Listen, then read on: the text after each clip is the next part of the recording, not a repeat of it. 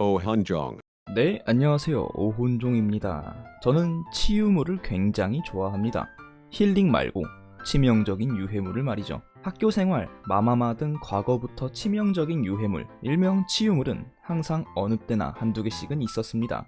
잘 가다가 뒤통수를 친다든지 꿈도 희망도 없는 전개라든지, 이상하게 저는 이런 작품들을 뇌가 쪼그라드는 작품이라고 표현을 하곤 합니다. 진짜 보다 보면 내 뇌가 이상해지는 기분이 들거든요. 그래서 오늘 가져온 작품이 뭐냐? 바로 어메이징 디지털 서커스입니다. 일명 디지털 서커스는 어떤 여성이 가상현실 안에서 일어나는 일들을 그린 미국과 호주의 합작 애니메이션입니다. 각본, 감독, 음악은 미국의 구스웍스, 제작, 배급은 호주의 글리치 프로덕션이 담당했습니다. 처음 공개된 건 한국 기준 2023년 10월 14일에 유튜브로 파일럿 에피소드가 공개됐습니다.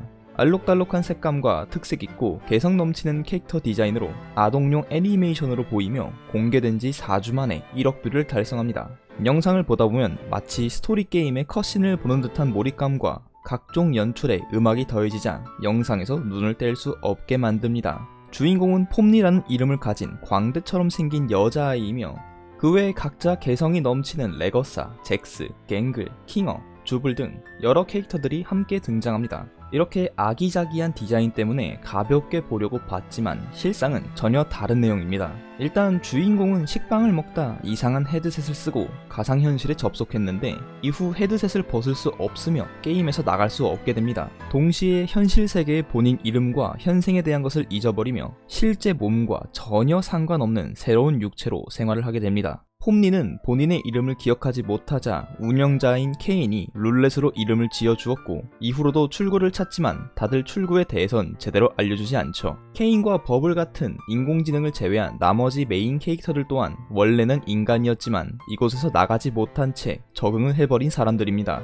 폼니는 탈출이 간절하여 출구를 찾지만 끝없는 사무실 형태의 방을 지나자 나오는 건 공허. 아무것도 없는 공간인 공허에서 정신을 잃자 케인이 다시 데려오는데 정신을 차린 폼니에게 케인이 충격적인 사실을 말해줍니다. 다른 인간들도 다들 출구를 찾길래 케인이 일단 출구라는 오브젝트를 만들어주긴 했는데 그 너머 현실엔 뭐가 있는지 인공지능이 알 수가 없어 공허로 남겨뒀다는 것. 케인은 서커스에 들어온 인간들을 위해서 만든 출구지만 결과적으로 인간들을 희망 고문하게 만들었습니다. 결국 정신이 나가버린 폼니는 일그러진 웃음을 지으며 파일럿 에피소드는 마무리됩니다. 뭔가 보다 보면서 폼니에 몰입을 하게 됐고 그 감정과 피폐함, 절망감이 이해가 되며 더 와닿은 작품인 것 같습니다. 파일럿 에피소드 공개는 2023년 10월 14일이지만 정규 에피소드 공개 확정은 한국 기준 2024년 2월 24일에 발표되었으며 총 에피소드 제2화는 24년 5월 4일,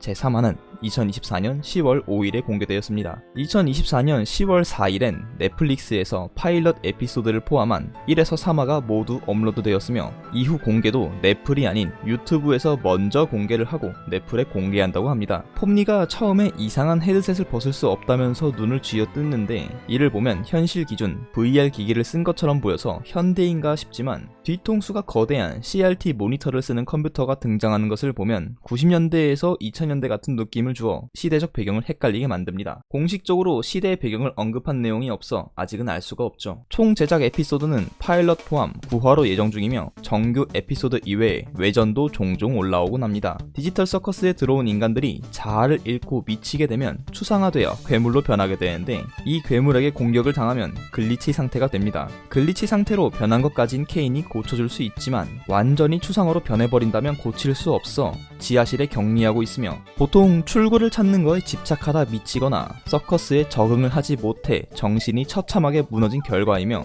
고유의 개성마저도 사라진 존재라 추상화된 모습은 모두 동일합니다. 파일럿 에피소드에서 추상화된 인물인 카우프모가 있는데 2화에서 장례식까지 치러주고 지하실에 들어간 추상화 괴물은 다신 나오진 못하는 것을 보면 한번 완전 추상화가 된다면 앞으로도 돌아올 수 없는 것 같습니다만 제작자 구스웍스가 작품 내 죽음이란 개념은 생각하기 나름이라는 것을 보면 추상화가 죽음일 수도 있지만 잊혀지거나 다른 식으로 죽음이란 걸 표현할 수도 있을 것 같습니다. 말 그대로 사람이 언제 죽는다고 생각하나 라는 질문이 떠오르죠. 참고로 구스웍스가 디지털 서커스 작품 내에 죽는 캐릭터가 있다고 했는데 구스웍스의 Q&A는 장난식으로 거짓말을 하는 경우가 있다고 합니다. 큰 스포가 될 수 있어 둘러댄 걸 수도 있다고 생각합니다.